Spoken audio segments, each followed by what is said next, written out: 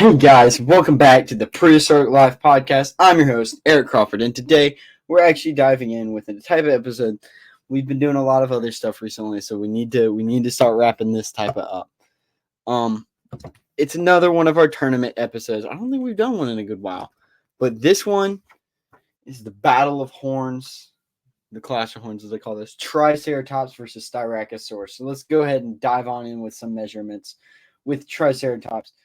Coming in from the top of the frill, whopping 13 feet tall. Wow. This thing is a complete beast. And coming in at about maybe 30-ish feet long. Rivaling T-Rex in height. If I'm not mistaken, they're about as large, if not larger. Like slightly larger. And coming in at 6 to 10 metric tons. Coming in, which is about 6.6 to 11 short tons. Triceratops has a top speed of 20 miles per hour. This thing is a Goliath of ceratopsians. And one thing about Triceratops is they have solid frills and just the sheer size. It will definitely be out competing in pure muscle of its opponent. You'll see what I'm talking about. Pure muscle alone, Triceratops will take the edge in height, length, strength. And it's got, of course, the 3 iconic horns. So, Triceratops will be causing a good fair amount of damage. Its solid frill will be very helpful in defensive scenarios because it has a very thick skull, but there is still a gap between all its horns. So Styracosaurus can wedge its horn in there and somehow push through its skull. It could very well be game over for our buddy the Triceratops. But now let's go ahead and dive into Styracosaurus. Coming in at a whopping, from the top of the horns, and crests and whatever, 3-ish meters, which is about 9.8 feet. From the back, that's about, I'll give it 2.5. That's about 8 foot. It's about 8.2 feet. Coming in at a whopping 5.5 meters or 18 feet long with a whopping weight of 1.8 to 2.7 metric tons. So it's like a third of the size, like weight of Triceratops. If Triceratops locks its horns around Styracosaurus, it's going to toss the Styracosaurus around like a ragdoll. But it also has a speed of an estimated speed of like 20 miles per hour, just like other Ceratops. But I will give it the edge in speed because it is smaller. It does weigh less. I'll give it like 20. It will, in theory, it would be more maneuverable, and its crest is not completely solid, so that it does not have that going for it. So Triceratops might be able to stab all the way through its crest and kind of use that to swing it around. But here's the kicker. Being small is kind of useful, yet they carry their beak around the same general area.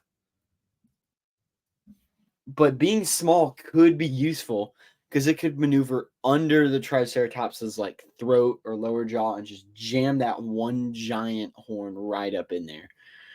So it's not going to be a pushover fight, but it won't be able to go head to head with the Triceratops. So before we dive into this battle, here's a word from our sponsor. Thanks, Podcast Eric. Now let's talk about today's sponsor, Dinosaur Trips. If you love looking at these amazing creatures that I show you, and even talking about these amazing creatures that I talk about, and you want to go see them in real life, I heavily suggest you look at Dinosaur Trips. Dinosaur Trips, created by Zach, gives you behind-the-scenes and look at museums, and he even takes people out to digs. So if you sound interested in that, go to www.dinosaurtrips.com and tell them that Prehistoric Life sent you, and they will give you $250 off your tickets. And here's their Instagram if you're interested in giving them a follow. So let's go ahead and dive on into this fight. A lone Triceratops left grazing on ferns and maybe grasses. I don't really know. Styracosaurus sees it, snorting at it, shaking it, dragging its foot. The unknown ceratopsians look at each other. Triceratops not threatened by Styracosaurus. As Triceratops snorts and snarls, disregarding the aggravated Styracosaurus does not back down. The Styracosaurus charges in and locks horns with the Triceratops.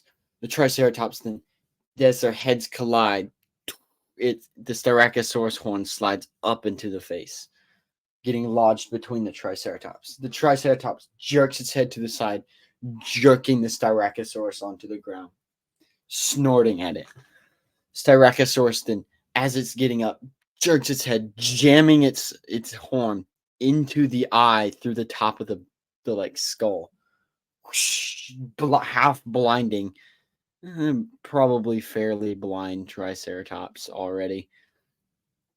The Triceratops snarling, roaring in pain, bellowing as it jerks its head back, as part of that face rips off.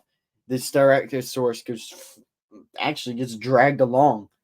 The Triceratops is stepping back, dragging the Styracosaurus until that part of the skin and skull breaks off. The Styracosaurus stumbles back, not knowing what's going on as the Triceratops charges in, half blinded, pure anger and adrenaline running through its body. The Styracosaurus posts up, hopefully being able to defend against it, but the Triceratops rams into it, jamming its horn straight through the frill of the Styracosaurus, piercing all the way through it. Now that not Stegosaurus, Triceratops lifts its head up, lifting the Styracosaurus up.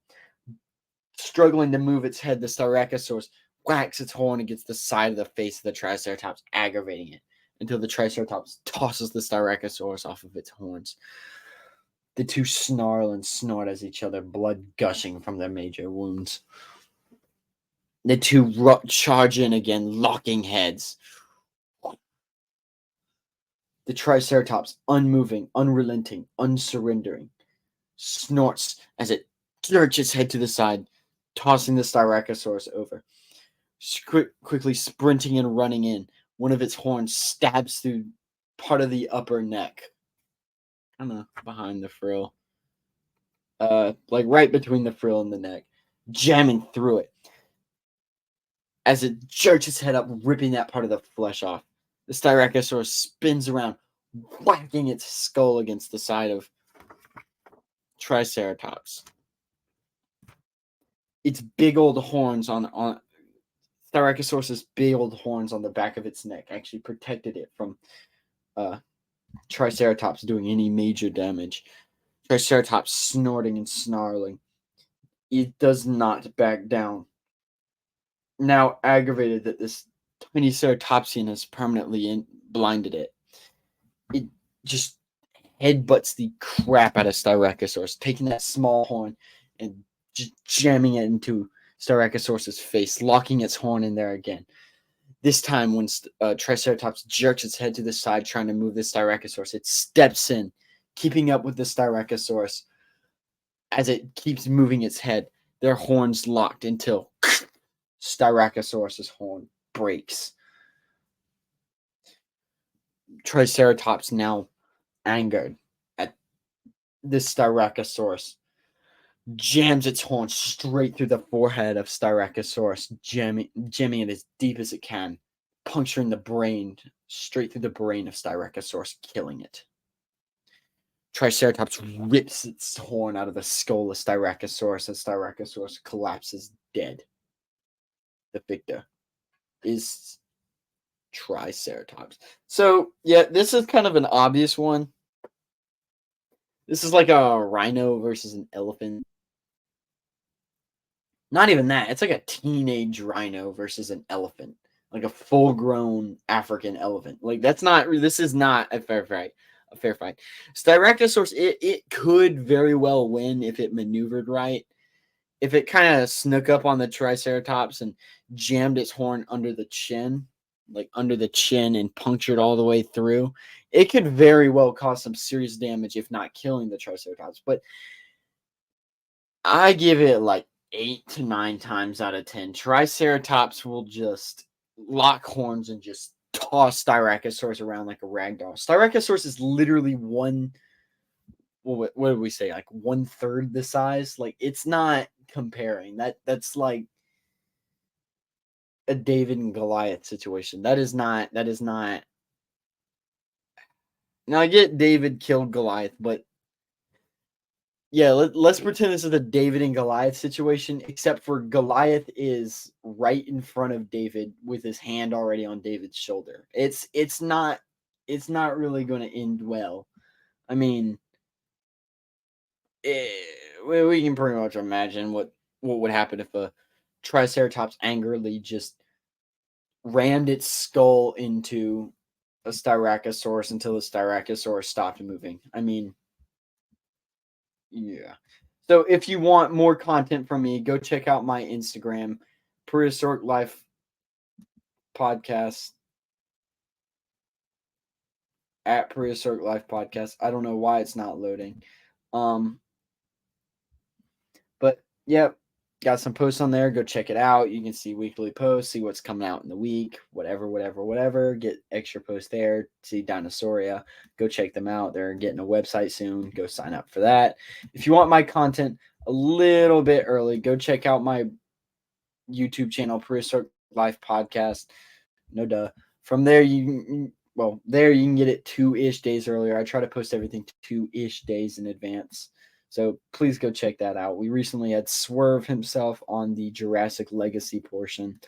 And if you want all of my content in one place, go check out my website, prehistoriclifepodcast.com. From there, you should be able to get to my YouTube and my Instagram and have a great afternoon, evening, morning, or night. I'm your host, Eric Crawford, signing off. This has been Prehistoric Life Podcast, and remember, keep it prehistoric. Bye.